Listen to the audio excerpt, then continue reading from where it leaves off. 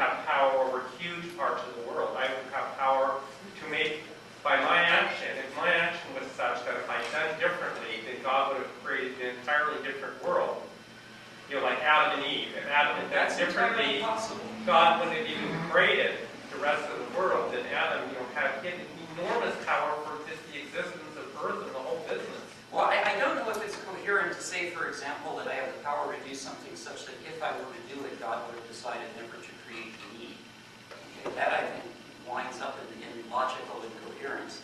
And this is a point, as you know, that Flanagan talked about in his paper on Occam's Way Out, and suggested that we don't really know, if we're talking about this kind of counterfactual power, just how far it extends.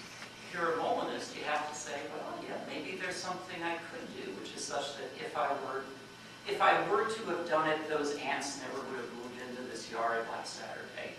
Or there's something I could do such that if I were to have done it, God never would have created Abraham. I mean, I'm not going to do those things, as a matter of fact, because the ants did move in, and God did create Abraham. So it's obvious I'm not going to do them. The question is, do I have the power to do them? I guess my word, and I'll shut up here, is that what we normally think of the past as being fixed, at least most of the past, and this is calling into question, I think, that deeply laid intuition, because most of what we think is fixed about the past could, all kinds of events, sinking of Titanic, all those things I think are fixed, could not, maybe are actually within my power. Well, it may not be very plausible to think that the sinking of the Titanic is within my power. Or somebody's power. If it is, we know that I'm not going to do anything about it, insofar that we know that the Titanic did actually sink. I mean, for most things like that, I think it's relatively implausible to think that there's anything I can do, which is such that if I were to do it, that thing wouldn't have occurred. Is it possible that that's the case? Is it conceivable?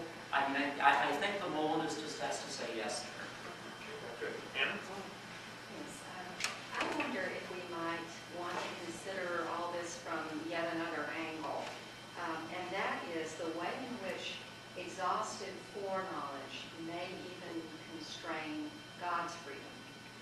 This knowing the end from the beginning and all the details in between must also include knowing what God will do with God's conditional knowledge.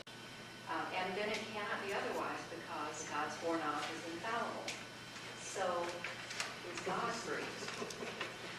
Is that for either one of those, Anna? Do you want to ask that to both? I just comment, yeah. God uses up all of his freedom right at the beginning in deciding which feasible world to actualize. Okay, but he's there to make that decision, whereas Tom and I aren't.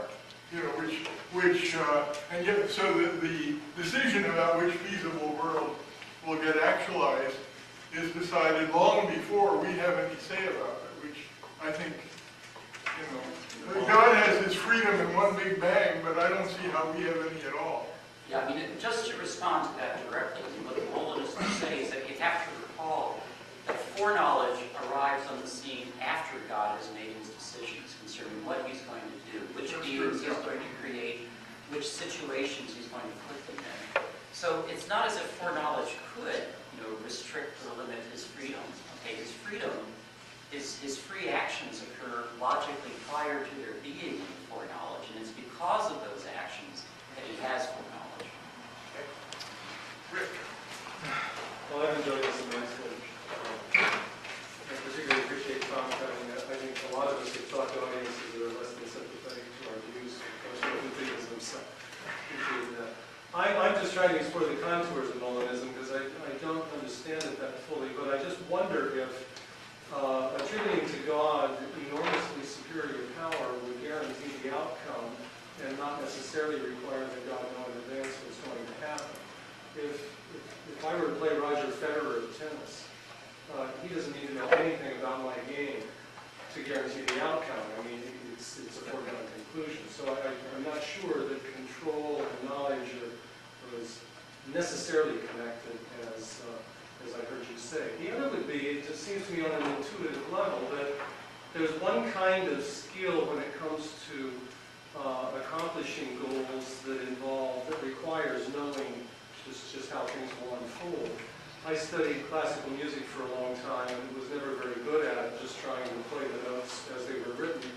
And then I tried jazz several years ago and discovered that it was even harder because I had to come up with something now in response to what the other musicians were doing, and that seemed to me to be an awful lot harder than playing notes that were already laid out. And it seems to me that the idea that somehow God improvising and having to work with this possible response and that possible response is inferior to God having the whole thing laid out, the script in advance, if you will, that doesn't necessarily cash out to an inferior kind of power. If anything, it may be a superior sort of power. Yeah. It's So an just interesting kind of suggestion. intuitively, it feels to me as superior Right. ability. I mean, people often brought up this kind of analogy, Okay. that, the God of classical theism is the one who composes it, and the God of open theism is the one who's improvising as he goes along, the jazz musician, as you said. I think the problem with that is that, again, I mean, if you're improvising in a jazz scenario, it takes a lot of skill to do it well. If you're working with other people, it takes their cooperation to have a product that's, let's say, worth recording, or people listening to and hearing. And, if they don't cooperate very well, you might get a product that's really pretty disharmonious, unpleasant, that has a lot of, aesthetic vices to it. No matter how hard you try, no matter how much power you have as an improviser, it just might not work out. That's the problem I have with using the analogy. I guess it seems to me that depends on the superiority of your skill, and even though the product may not be the ideal or as good as it could be, if I look back, it still can be something of great significance and value. It might be. It might turn out to be really rotten. That's another possibility, given that we're assuming that you're not just pushing buttons with these people, that the other musicians in the group are freely responding to your attempts at improvisation. It seems to me that part of what Don was saying is that if open theism were true, the world might be as bad as it actually is. That's right.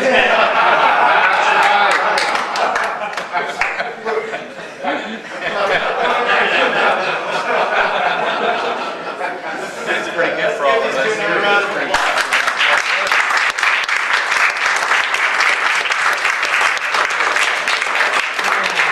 Carl mentioned that we will have more debates in the coming week. Next Tuesday, we will have the biblical debate, I believe it is. The Tuesday after that, the theological debate.